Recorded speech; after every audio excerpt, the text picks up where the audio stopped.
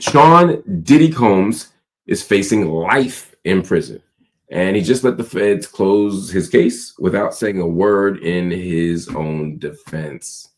After more than a month of wild, graphic testimony about guns, about drugs, about what witnesses call freak-offs, and we all kind of know what that means at this point, the prosecution rested on Tuesday, and then Diddy's lawyers followed up and did the exact same thing. They didn't call a single witness, not even him.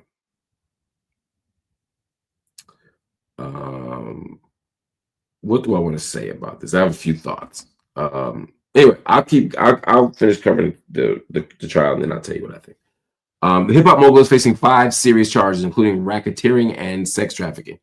Prosecutors say for years, Diddy used his wealth, his power, and just fear to trap women in violent, drug-fueled sex parties. Homeland Security's lead agent testified that over 50 explicit videos, some with Diddy in them, were pulled from seized phones.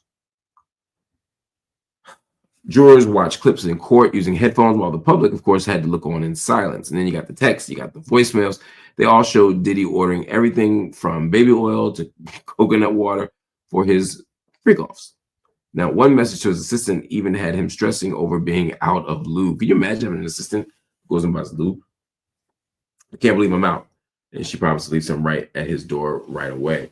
Now, despite all that, Diddy's defense team says all this was consensual, and they even played some of the footage themselves to prove it. But with no testimony from Diddy, it's now up to the jury to decide what this all was. It's just a fascinating conversation to be had. If I'm Diddy and I'm fighting for my life, I'm trying to avoid life in prison, I'd like to think that, I want to take the last shot. I want to take the stand. I want to be able to say and do things to exculpate myself.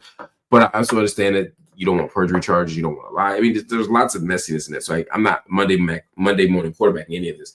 I'm just saying this finals is these final, how can I put it? Like, I had no expectation that Diddy would testify. He'd be too vulnerable to perjury charges, cross-examination, etc. So I didn't expect that. But no witnesses for the defense is a little bit surprising.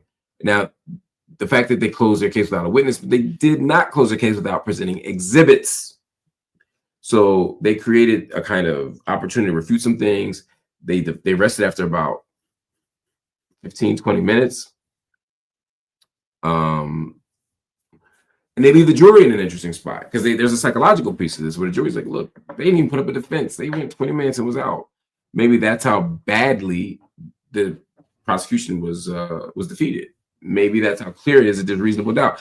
That's what they want jurors to begin thinking about and how they want jurors to begin thinking about it. But I don't know if it's going to work. They might be like, that Negro guilty. Or they might be like, hey, he's a freak, but he's not a criminal freak. Or they might be like, he's a freak and he's guilty and he's a monster. And I think that's what the prosecution is banking on. And there's plenty of evidence to support that. Diddy's violence against Cassie makes it clear. The freak part, I don't think anybody's disputing. So it's just a question of, does the jury want to punish Diddy for his actions or for actions that he did prior, which unfortunately is how sometimes these cases go, on both ends. So anyway, we'll see what happens. But I think it's amazing that the Diddy trial began with such fanfare and it ends in relative silence. We'll see what happens.